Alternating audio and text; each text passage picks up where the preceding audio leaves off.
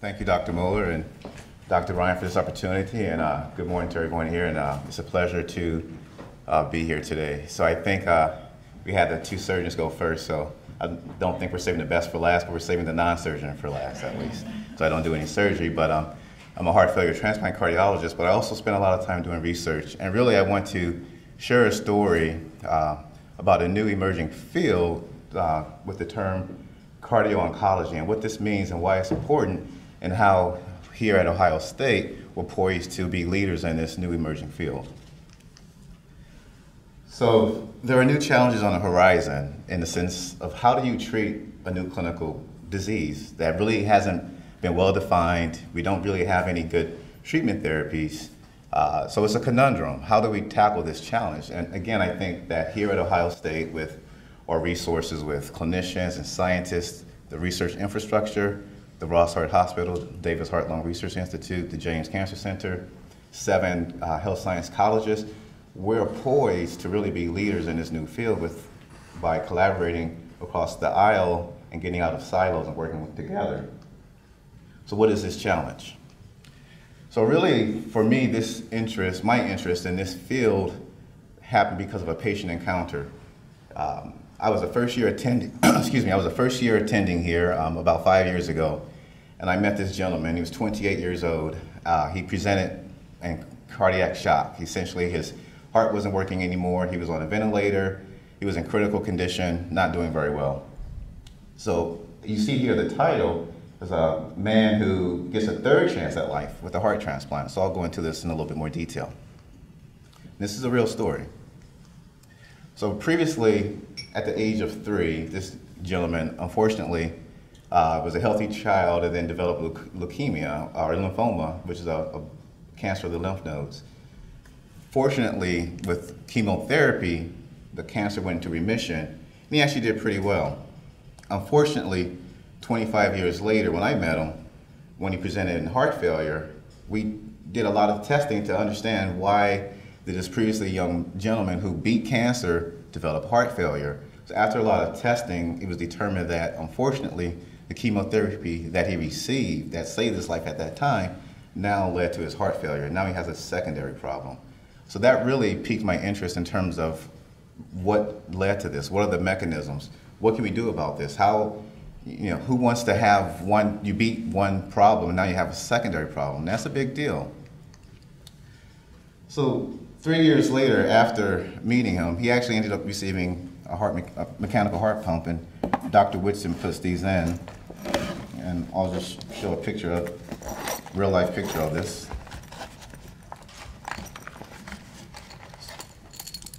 So these pumps work well, and they do their job, and this actually sits in the bottom of the heart, and this drive line comes out of the belly and connects to a controller and a battery set. And people can do quite well with this. But ultimately, we want to try to prevent these issues. So I actually met this gentleman prior to his heart pump. I met him in clinic. I hadn't seen him in 3 years. He came to me for a second opinion. He said, Doc, I really trust you. You saved my life 4 years ago. I don't think I did, but that's what he claimed. And he didn't really want to have the pump, but he asked my opinion. I told him, you need the pump. So eventually he went from that to a transplant. And he's actually doing quite well now. About a month ago, he actually ran a mile. He's doing well, he's recovering, he's active in the community. So this actually has a good ending in this case. But remember, he traded one problem for another. Now he has a long-term issue with heart transplant, the medications that are required. So we still need to figure out how to prevent these secondary outcomes after cancer. So how big of a deal is this cardio-oncology that I'm talking about? Well, it's a big problem in the sense that as people age, especially when you get over the age of 60, the lifetime risk or incidence of developing cancer increases exponentially. So we're doing a great job of keeping people longer with our therapies and our surgeries and things of that nature, but unfortunately many people will develop cancer. And to compound that issue, here in the state of Ohio, we have some of the highest rates of cancer death in the country. So per 100,000 people, nearly 200 people die from cancer in the state of Ohio. And importantly, for cancer survivors, the #1 cause of death is actually cardiovascular disease. So these two are intricately linked, and we need to do something about this. So what's the next step? Well, this is Ohio State, so now we have to tackle this problem and figure out an innovative way. And for me, the next step is science. This is how we can tackle this problem. But before I get into that, take a step back just to introduce myself in terms of my personal journey to Ohio State. So very briefly, I'm originally from St. Louis, Missouri, but I was born here in the state of Ohio, so I am a Buckeye by birth in Cincinnati, Ohio, at Christ Hospital. I went to Truman State, Northeast Missouri, and obtained my BS in Kirksville, named after Harry S. Truman. In 2006, I went to the East Coast and at Temple University in Philadelphia, obtained my MD, then came back home, and after that to St. Louis and trained in internal medicine at Washington University and Barnes-Jewish Hospital. And then in 2009, I actually arrived here at Ohio State, and this really changed my trajectory. Honestly, at the time, I didn't think I was going to come here or stay here, but I really fell in love with the Ross Hart Hospital, and I saw the possibility of different mentors and the infrastructure. So I made a decision to leave home. Everyone just assumed I was going to stay at WashU. I'm from St. Louis, and I left, and I shocked everyone. And I'm still here. So obviously, for me, it was the best decision of my life. Met my wife here. We're going to have a child soon, so definitely the best decision of my life was to come here to OSU. In 2012, I actually met this gentleman, Peter Moeller, who's very modest, but he's a very accomplished scientist and is a personal mentor and friend of mine. And he took a chance on me as well and allowed me, at the time, just a clinician, a cardiology fellow, to play in his lab a little bit and to understand some science. So I had to prove myself to Dr. Moeller.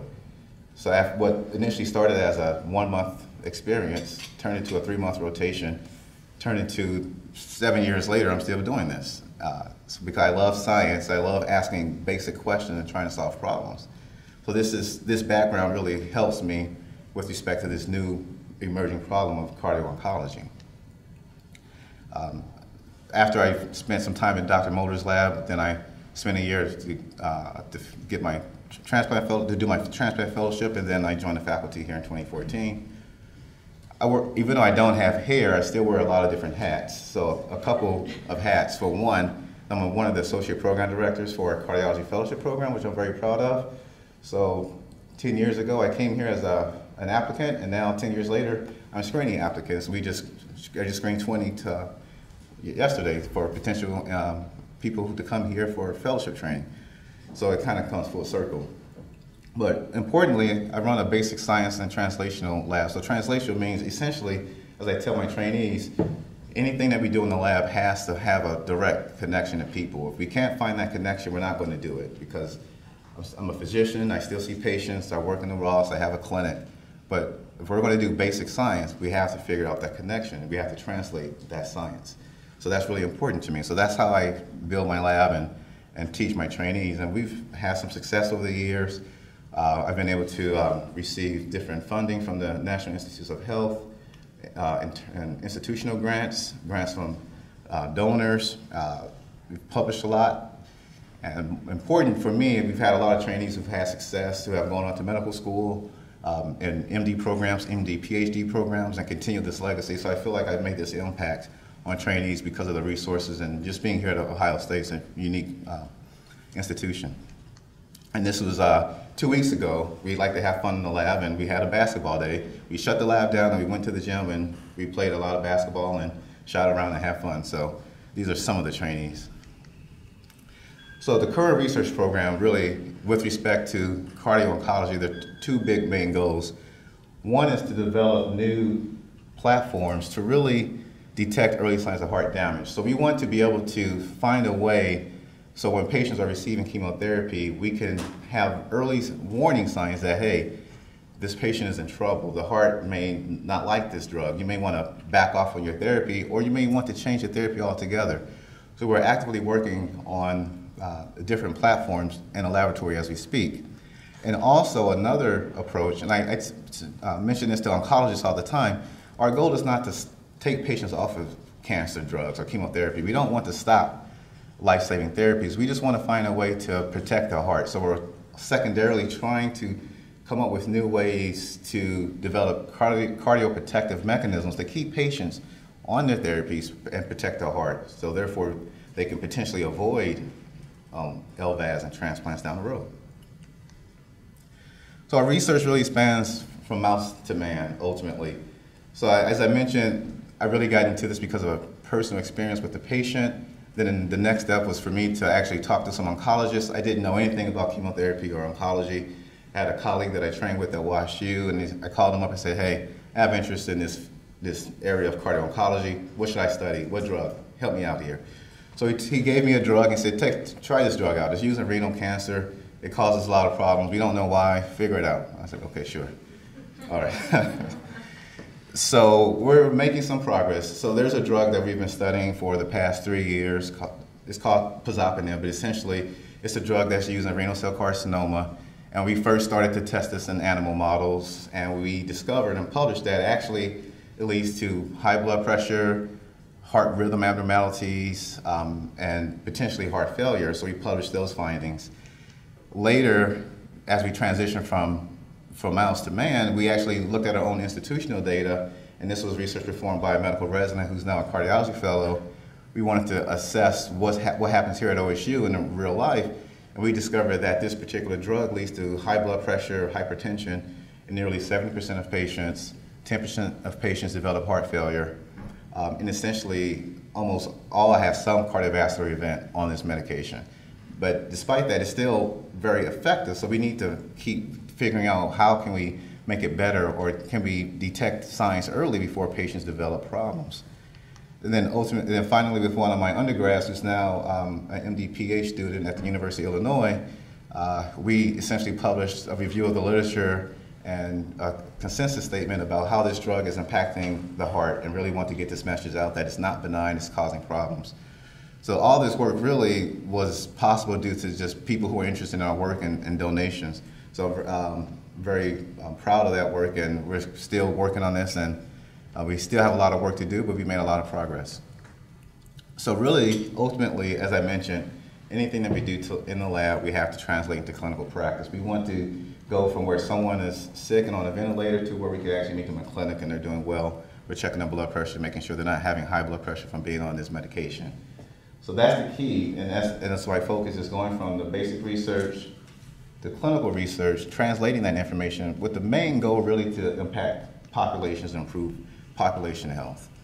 That's ultimately where we want to go. And I firmly believe that Ohio State is ready for this challenge, and we're poised to be leaders in this new emerging field of cardio-oncology.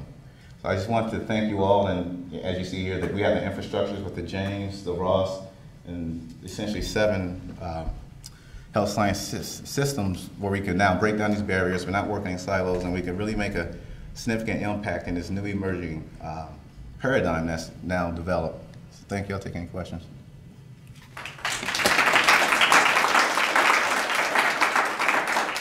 Questions for Dr. Smith? All right, I'm going to start that again. So can you talk us through, again, I want to really focus on sort of the unique things. When you look at the literature, or if you were to Google this sort of interaction between chemotherapies or sometimes radiation therapy and heart disease, maybe a little bit more to our audience about there's nothing to Google, right? So that, when we think about diseases that are out there, that there's not hundreds of books written about this. There's a lot on heart and there's a lot on cancer, but where are we in the field of cardio-oncology? And can you discuss a little bit about how you're kind of coming up with these, similar to what we heard from Dr. Orion, and really on the fly of dealing with some of these really complex questions? Sure, that's a great question. So essentially, I think this terminology has really evolved over the past 3 to 4 years, and it's really caught fire and accelerated in terms of interest. So previously, if you looked this up, it did not exist. We worked in 2 separate silos. Oncologists never wanted to stop their medications. Cardiologists always wanted oncologists to back off medications. So we were not working consistently together, but with a lot of time and effort and working at national conferences, finally we came to a consensus that a lot of these drugs are leading to heart problems, and we need to figure this out. So now national organizations, including the American College of Cardiology, the AHA, American Heart Association, as well as the National Institutes of Health, are focused on this. There are now journals focused on this particular topic that never existed before to allow scientists and investigators to publish these data to reach broader audiences. So it's really, it's in its infancy, still a baby, so to speak, compared to other aspects of cardiology. But there's a lot of interest, and I think, again, when you have a freestanding heart hospital, a freestanding cancer hospital with this infrastructure, we can really be the leaders. There are only a handful of centers in the country who are really developing these programs. We are in our infancy of developing a cardio-oncology program, and it's very collaborative. We meet once a month and talk about patients and strategies for research, clinical care, and things of that nature to continue to build this momentum that we have at the ground level. Please. I have a question. And it was kind of precipitated by your map where you showed the incidence of disease and so forth. So in research, how much time, obviously things are kind of aimed for curative research and so forth, but causative research as far as, you know, genetics and life styles and environmental concerns and so forth, how much work is really done to kind of understand what's causing it versus what's curing it? That's really a great question, and that's something that in our lab we're now starting to dive into that a little bit. So essentially what you're describing is another emerging field of science, the omics field, or proteomics, where metabolomics, where we really want to understand how the patient's genes, proteins, things that you metabolize, how it interacts with the environment and makes you or increases your risk for these different outcomes. So we are actually starting to collect samples of blood from patients, and then we have these fancy machines over in pharmacology that with people we collaborate with to run these samples with computer algorithms to try to predict and figure out what are the pathways, what are the causative agents, and not just be reactionary and put a Band-Aid on the problem later, but what's the root cause and upstream, what's happening. And that's really preventative cardiology, preventative medicine, and that's really a significant need. So preventive cardiology, we need more focus on that area. We need people to stop smoking and all these other things so they don't have to see me later in the heart failure clinic. But also we need to understand better how patients, how the environment interacts with patients' genes and things of that nature. So we're actively working on that to figure that out. And if we understand that better, then we could potentially better predict which drug we should place patients on to minimize those risks. So therefore we take another step towards personalized medicine in that regard. Let me speak to some of the genetics where we have big programs here at Ohio State. And some of the things that we're doing can predict disease 30, 40, even 50 years out. And so, you know, if you were to know that you might have susceptibility to having a fatal cardiac arrhythmia or an aneurysm, we can have the physicians monitor you a little bit more, do testing. Another thing that we work on beyond the gene side, sort of these blueprint side, are what we call biomarkers. And so, do you remember the picture that Dr. Orion showed where it was the aneurysm that had broken through 2 of the 3 different layers? Well, when each of those layers give out, think of it as like drywall in your house. And if you were to break through 2 things of drywall, stuff's gonna fall down. And we can detect those things that fall down, these little pieces of drywall, which are proteins and little molecules in a blood test. And so if Dr. Orion is able to get to that earlier, that we might see in a blood test that you could take like a pregnancy test, we would be able to get those people in faster, and so they don't have to have such a scary and invasive procedure, but they might be able to be managed a little bit better, not in an emergent situation where they're being flown in on a helicopter. Other questions? Gail. Dr. Smith, even though the research is going on now between oncologists and cardiologists, do you see at least oncologists understanding better this issue and so taking a look at their patients earlier for any signs that they may have heart problems, and that way they could treat them? Yeah, I think this has definitely caught the attention of most oncologists. So some of the issue is they are aware, so they're doing a better job with surveillance and screening. whether it's getting ultrasounds of the heart or other blood markers. But unfortunately, oftentimes these, whether it's the ultrasound of the heart or these other currently available blood tests, by the time they come back abnormal, it's usually too late. So we need to pick these problems up earlier upstream, and improve our ability to detect these changes or to predict who may have a bad outcome. But oncologists are aware of this. They are consulting us more. They're referring patients to us on in the past where we didn't have a lot of communication, doing a lot better job. So I think they are aware and are doing a better job, but we just unfortunately don't have great tools right now to really treat these patients in the best way, in my opinion. So we're actively trying to figure that out. We want to keep patients on chemotherapy. I think initially oncologists were scared that cardiologists just want to take them off their drugs. So once we broke down that barrier and that misunderstanding that we want to keep them on chemotherapy, we just want to make it better, and we want to predict who may have a bad outcome. And I think that allowed some buy-in from the oncologists. It took a while though.